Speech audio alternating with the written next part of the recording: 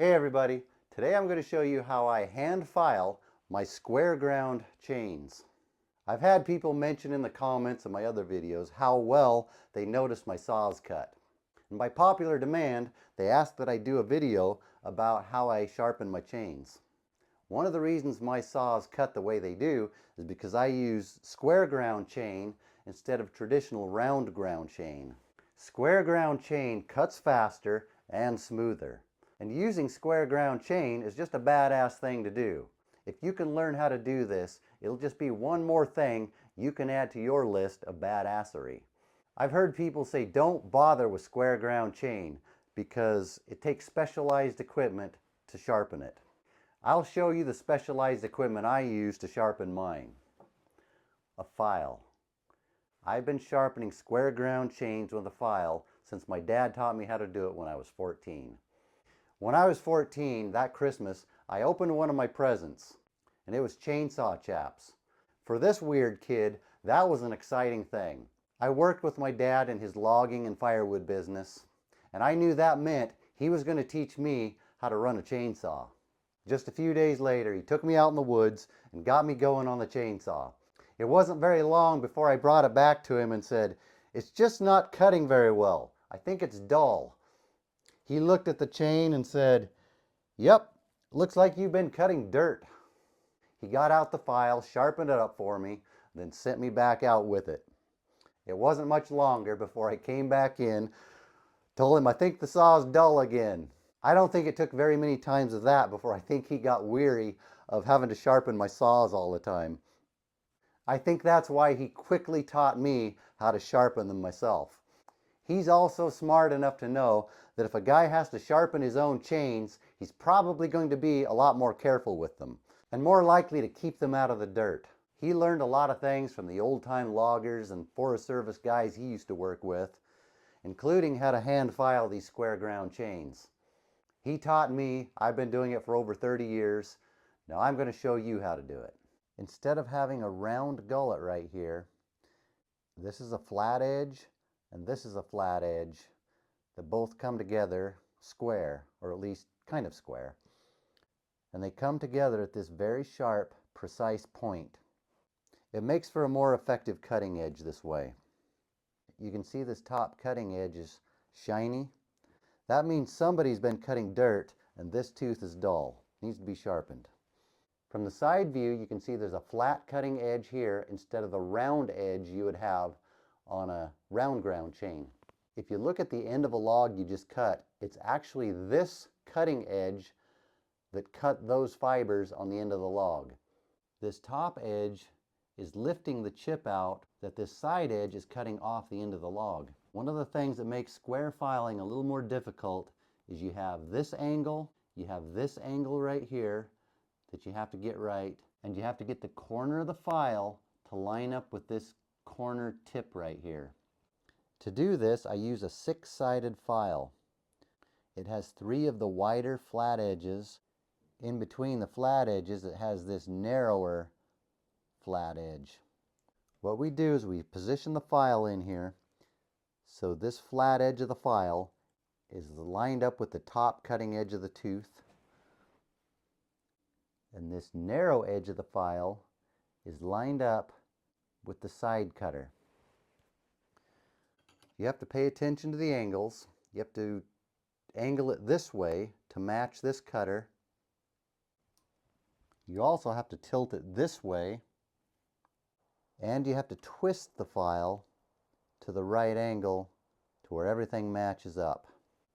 A nice thing that Steel has done on their chains is they put this guideline on here to show you what this angle is supposed to be.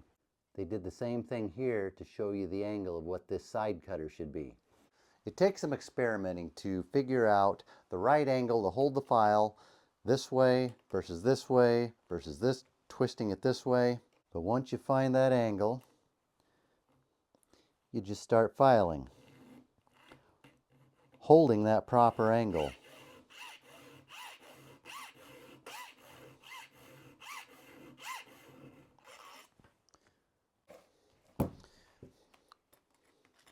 You just pay attention to all those angles. Make sure the angles are lined up. Beautiful. Flat, sharp top edge, a side cutter smooth, and this gullet corner here comes out right at the point. Based on how dull the chain is, I figure out the number of strokes it takes to get it right. And I do the same number on each tooth. Feel free to put in the comments how I shouldn't be backstroking with the file.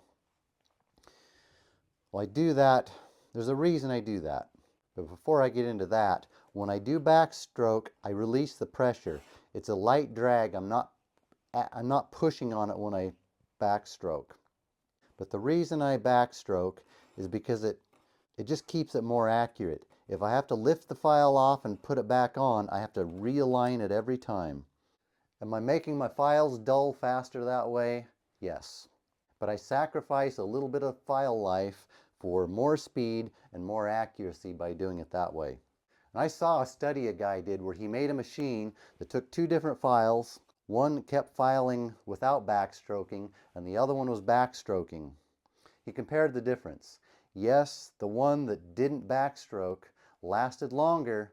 The other one got dull faster, but it wasn't that much faster. Not as much as you might think. But this is the way I do it. You probably want to use a handle on your file. I like to use a set of vice grips. It just gives it a good solid whatever is solid grip. My dad taught me how to do it just holding the file like this, like I was doing it before. He still does it that way because he's just a badass like that. But I think it works a little bit better with some vice grips or whatever your favorite tool is. Which one of these did I leave off on? I'm not used to yakking and filing at the same time. Okay, I left off with the one that's dull.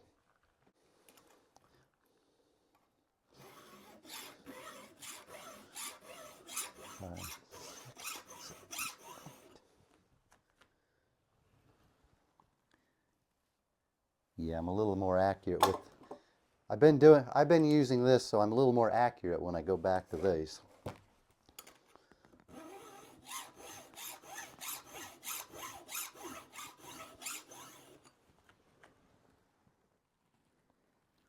Beautiful.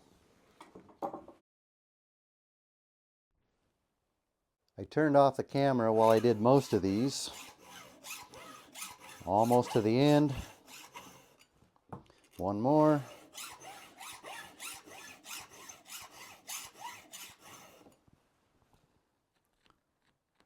Beautiful. All right, we finished one side. Now to turn it around to do the other side, which is, for some people, a little more tricky.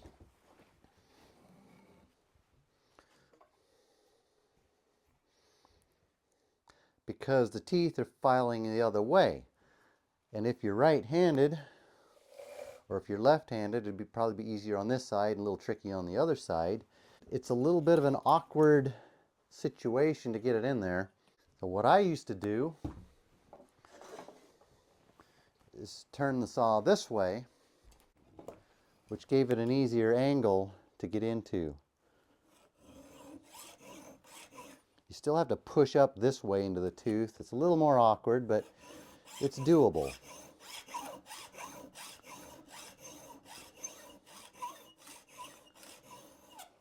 That's actually, it came out okay, but that was a little awkward for me because I haven't done it that way in a long time.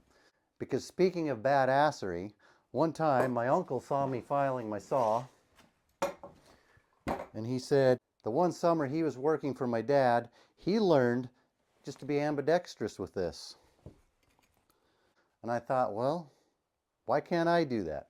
It was a little awkward at first, but I learned to do this with both hands. Comes out beautiful. Now I could try to tell you what angles to hold your file at, but I actually don't know what the angles are. I just go off of it visually. When I was learning how to do with this, I struggled with it for a while. I remember one time my dad was looking at it to see what I was doing wrong, and he said, "You filed your chain, but you didn't really sharpen it. You just made a flat edge on it." And that was true. And then he showed me what I was doing wrong. You just twist the file a little bit, and then your angle will be right. There is a big learning curve to doing this. It takes a while to get all those angles right and to develop the muscle memory where you can do it without really thinking about it. I've been doing this for so long now, I don't even think about it. The angles just always line up. I guess that means I've reached the fourth stage of learning, or the upper right quadrant of a visual similar to a Johari window, sometimes mistakenly called a Johari window. What?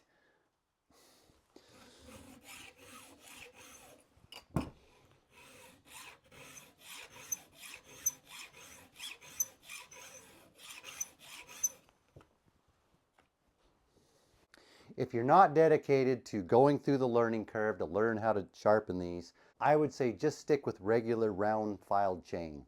Most people, including professionals, use the round filed chain. There are just a few of us oddballs who like using this square ground chain. It has some disadvantages. One is the learning curve to sharpen them. Two, these files are also expensive, about $15 each. Last time I looked at the round files, they were considerably less than that. Round chain is also a little more durable. These can be a little bit more vulnerable to getting dull faster, especially in dirt and really hard wood. But once you learn how to file them, it's not that big of a deal to sharpen them up. Even out in the field, if my saw starts getting dull, I'll sit down on a log or on a stump or on a tailgate. You don't need a bench or a stump vise. A lot of times I just set the bar on my lap and start going at it with the file to the chainsaw. These do have some disadvantages, but I have great news. I just saved a ton of money on my car insurance by switching to Geico. And they have enough advantages that I keep using them. They cut fast, they cut smooth, and don't forget the badass factor. See you on the next video. Oh boy. That interesting, huh? Oh, this one's going to be an interesting one. In some of my videos, I've had people,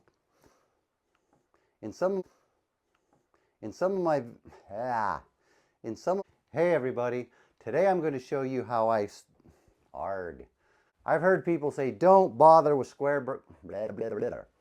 It can hold up a little better to dirt and really hard wood. At least that's what me tell. At least that's what me tell. At least that's what they tell me.